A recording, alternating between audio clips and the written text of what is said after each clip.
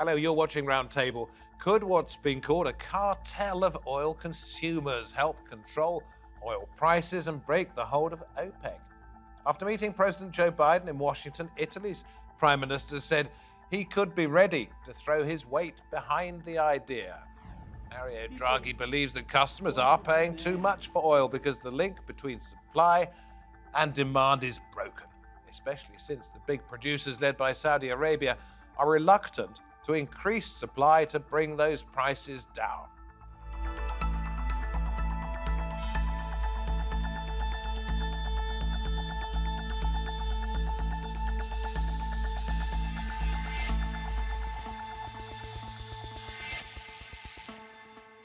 Good to have your company. I'm David Foster. You know, in theory, by ganging together, buyer nations could force through a price cap if the OPEC cartel refuses to open up the taps. And leaders like Biden and Draghi need this in no small part to get a handle on inflation, which is eating away at their political popularity. But in the world of big oil, something that's good for the buyer but bad for the seller sets the scene for a major power struggle. And of course, the biggest issue is simply, would a cartel of consumers even work? Well, there we see in New York, Stewart Glickman, energy equity analyst at CFRA Research. We go to Florence, Italy, and we see Ugo Bardi, professor in physical chemistry at the University of Florence, and in Brighton, UK, Sambit Bhattacharyya, professor of economics at the University of Sussex. Ugo, I'm going to come to you since you deal with the physical stuff, the oil itself, if you like. Is it as simple as somebody saying, right, time to turn the taps on, we'll give you more oil? Well, there is no problem about that. It is not that we are running out of oil. We don't have this problem. We only have the problem that a series of problems. Managing an oil well is a complicated story. And there is a legend around that says that people maybe somewhere in the desert of Saudi Arabia, there is a sheikh with a tap somewhere that they can open it or close it at will. That's not the case.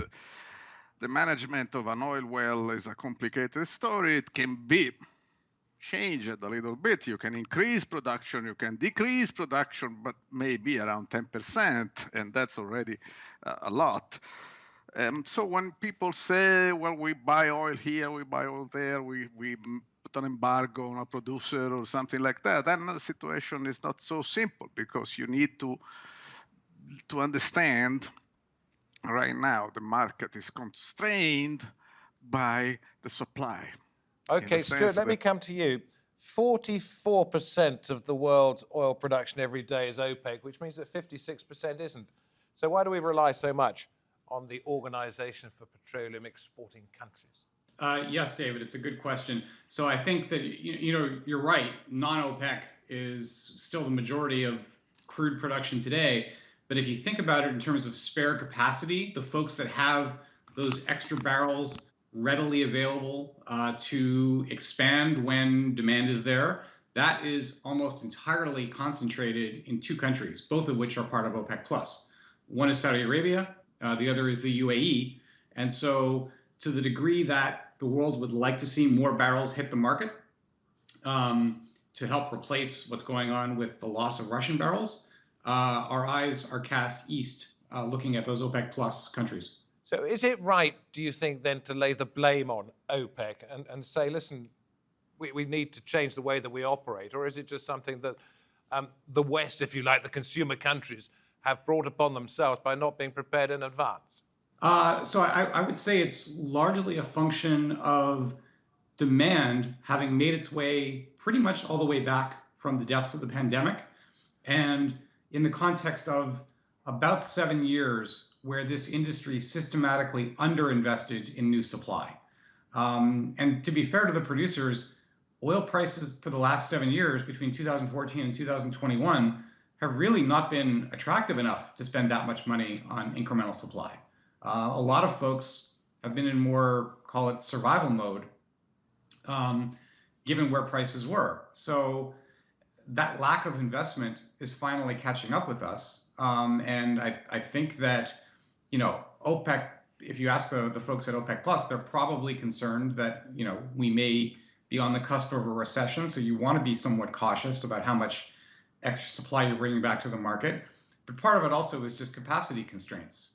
As Ugo was alluding to, it's a difficult time to bring a lot of extra barrels back to the market because we just haven't prepared for it.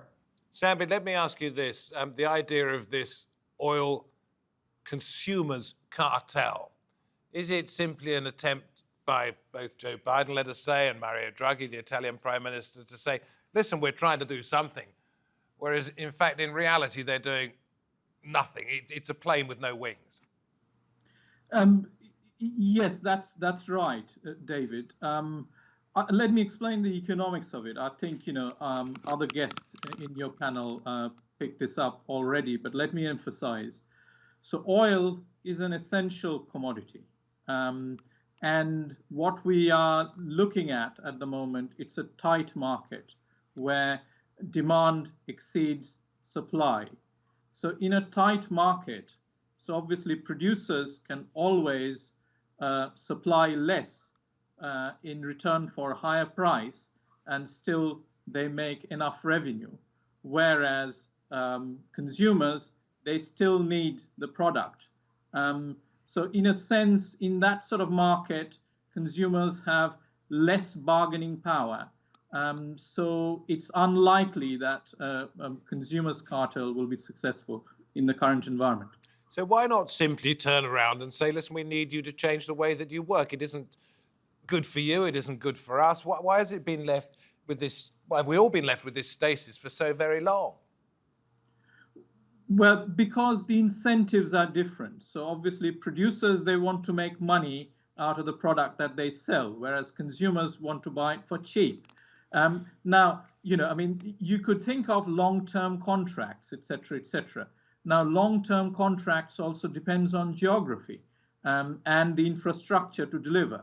So, for instance, if you pick, if you look at Hungary or Austria, landlocked countries, and if they want to engage in long-term contracts, then you would need pipeline infrastructure as opposed to tankers.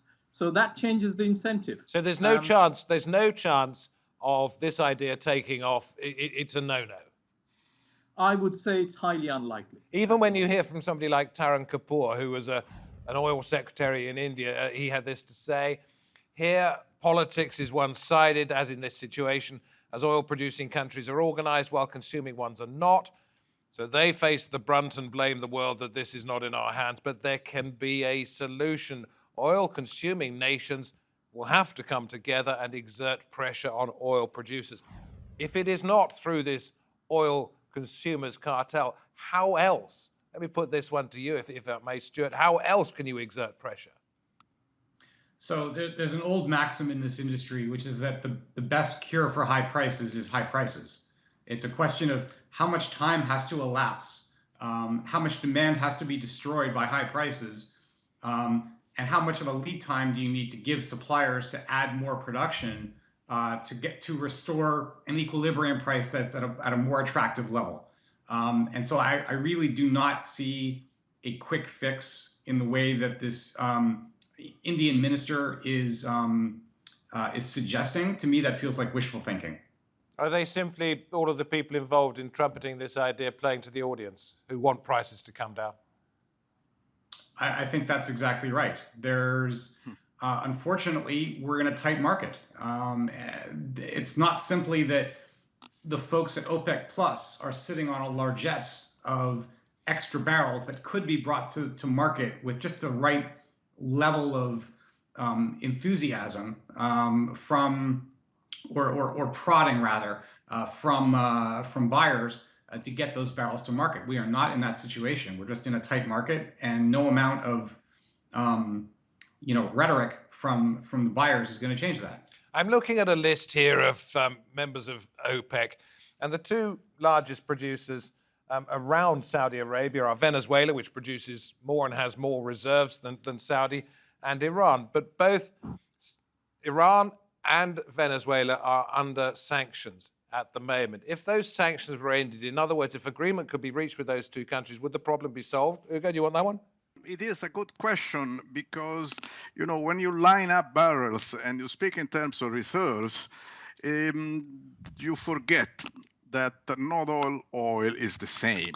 Now, both Iran and Venezuela tend to produce what is called heavy oil, which has interesting purposes. It can be transformed into useful products. It's possible, but it's not the same thing as the oil that comes from Saudi Arabia, the oil that comes from the United States. The oil market is complex in terms of the products. We also always speak of oil as if it were everywhere the same thing, which is not.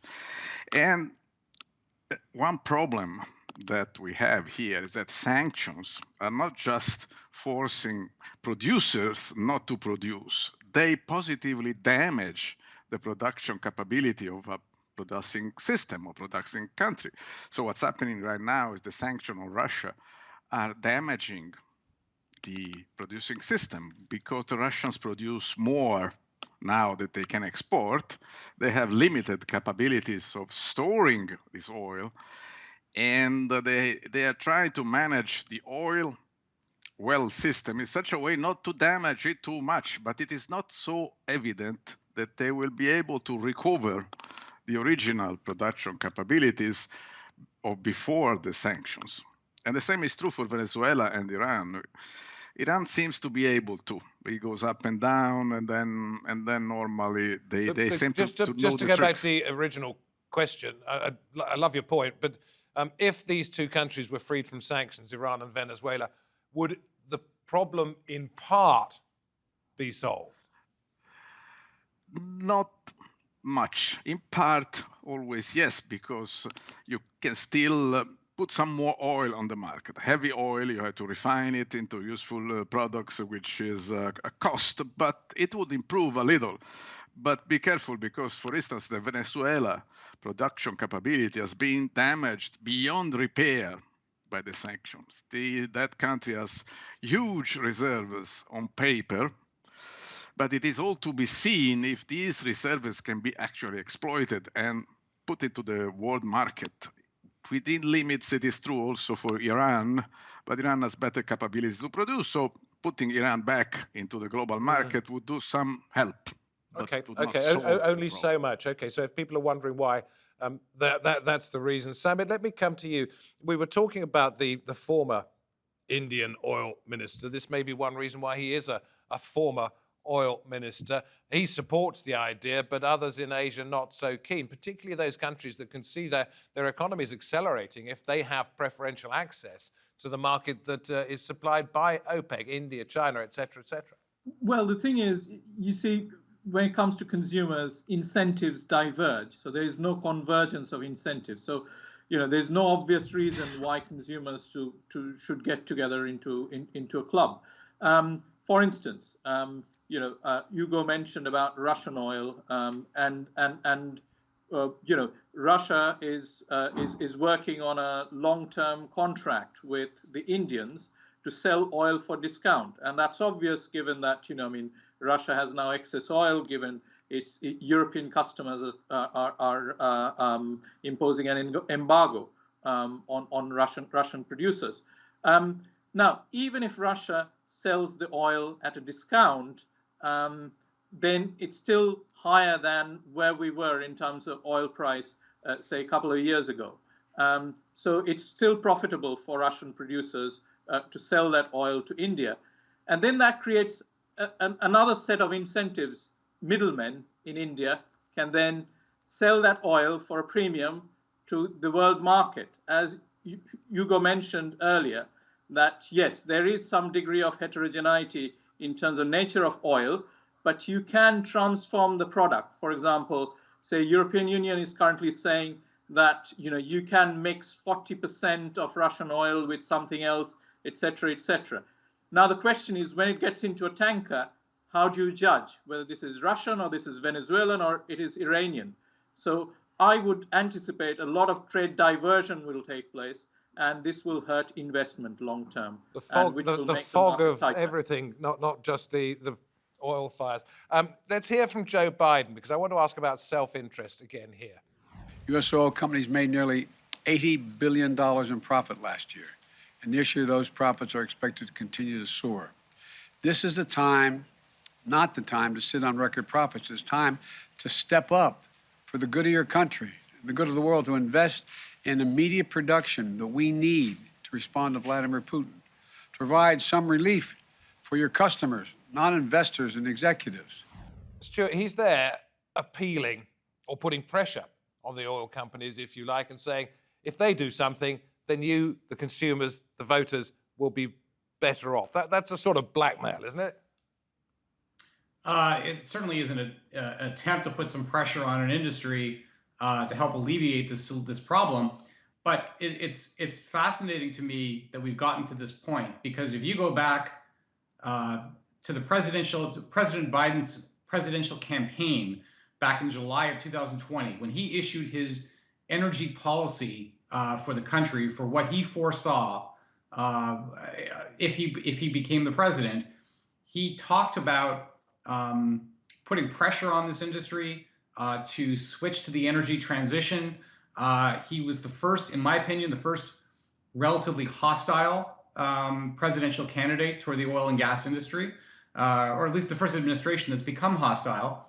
And at the time that he issued that policy platform, West Texas Intermediate crude oil was only $41 a barrel. It's very easy to be tough with an industry when the cost of being tough is relatively low. So here we are, oil is more than 2 times that level. And of course, he's now putting pressure on this industry. But the industry for the last several years has gotten the message from the administrations, has gotten the message from institutional investors that they would rather see dividends and buybacks, and they would rather not see substantial production growth. They have been informed of that through market prices every day for the better part of the last couple of years. So you're saying they want more money for themselves, really? They are responding to their investors who have told them, stop telling us about your growth plans, because from 2010 through 2014, this industry was spending money hand over fist, growing production, and had no free cash flow to show for it. Okay, so that's not going to happen. The industry is not going to invest. No, I don't think so. I want to ask you about something. Sorry. I want to ask you about something called NOPEC, which is a bipartisan bill that's been passed by one of the Senate committees. It eventually will have to go to the full House and Senate, which would strip OPEC producing countries of their sovereign immunity when it comes to competition laws. What do you make of that? You first, Stewart, and then we'll move round. Yeah, I think the premise there is that the U.S. government would have standing to hold OPEC's feet to the fire, and I don't believe they really do. So I think this is something that U.S. governments have brought back every time oil prices have gotten high, and I don't think it's going to carry the day. There was somebody, Ugo, who said, don't make policy when you're angry, which is what they think is happening here. That's a good point. The American government, as Stewart was saying, has done that a few times in history. When the prices go up, always somebody thinks it is a conspiracy, that the Arab sheikhs or the Iranian mullahs, they are somehow plotting behind the scenes to rise the price of oil, which is not so easy. The situation is very complicated. Even OPEC is not monolithic. It's a group of producers which stay together and try to find an agreement. But if you look at the history of how the group has been managing production, you see that they have been often operating against each other more than against the customers. So it's, I think very often OPEC is being overvalued, thinking that they can do things that in reality they are unable to do. In my opinion, we have serious fundamental difficulties here in raising production more than it is now. It has been said, the oil producers are not willing to invest a lot of money in new production, not even though the prices are high. Okay, Sambit, help me with this, would you? And I'm sure I'm going to get the figures slightly wrong. Stewart was referencing $40 a barrel not so long ago for Texas crude, and then the current price round about $100. I remember a time not so very long ago when it was said in the press that supposedly knows these things that a price of about 100, 110, 120, and we're talking a decade ago, was not unreasonable. Why is it that the price of oil has not fluctuated as much as the price that we pay? How come my bills have gone up tenfold, but the price of oil per barrel hasn't? Am I getting ripped off by my government? Are they blaming it on the oil producers? Well, not necessarily. So I guess, we are all experiencing a cost of living crisis. It's not just oil, but everything else also went up. But returning back to the earlier point on NOPEC, I mean, we should probably also highlight the downside risks and unforeseen consequences. So if the Biden administration is moving towards,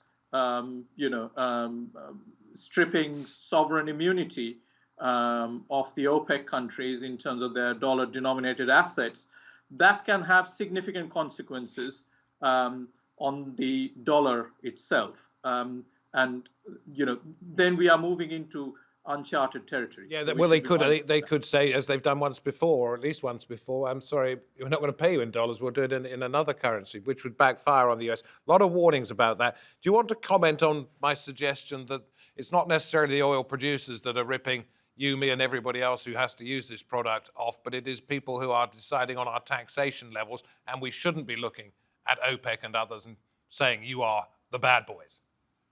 I agree with that, and certainly, things can be done on that front by reducing taxes and levies, etc. And most of the governments have signed up to very ambitious energy transition plans, even though it's the right thing to do long term. But in the current environment, it seems perfectly reasonable to relax these extra levies to give consumers a bit of relief.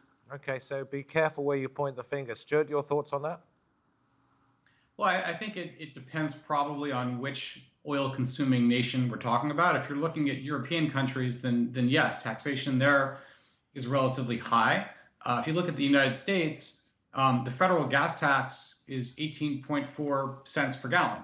And this is in the context of I think the other day, the national average was about $4.50 US per gallon. So federal gas tax is not, I don't think, at least in this country, really driving the bus on why prices are this high. I think it's, probably 60% of the cost at the pump for a consumer is a function of the cost of a barrel of crude oil.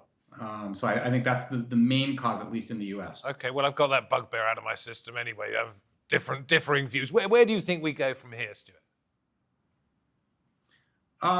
So I think that there's no easy solution to getting prices down. And unfortunately, I think the easiest way to get to a substantially lower oil price is probably if demand withers away, meaning if we had some kind of relatively severe recession, demand would drop significantly, and then supply, which is currently constrained, would feel less constrained. But that means that we're undergoing a recession, which is not great for our economy, obviously. Okay, well, I know most of these things are circular, Ugo, but with the pandemic, we had a recession of sorts. Demand dropped off. Now it's gone back to pre-pandemic levels. If we had another recession, then the same thing would happen again. We wouldn't have moved any further forward. Yes, we went down with the pandemic, and now we are back, not exactly to the levels of before the pandemic, but in terms of production, we are gone almost to the level where we were before. But if we have another recession, then the oil price will clearly go down. There is no way to avoid that. And the question is, you asked it before, where do we go from here? What is that we want to do, actually?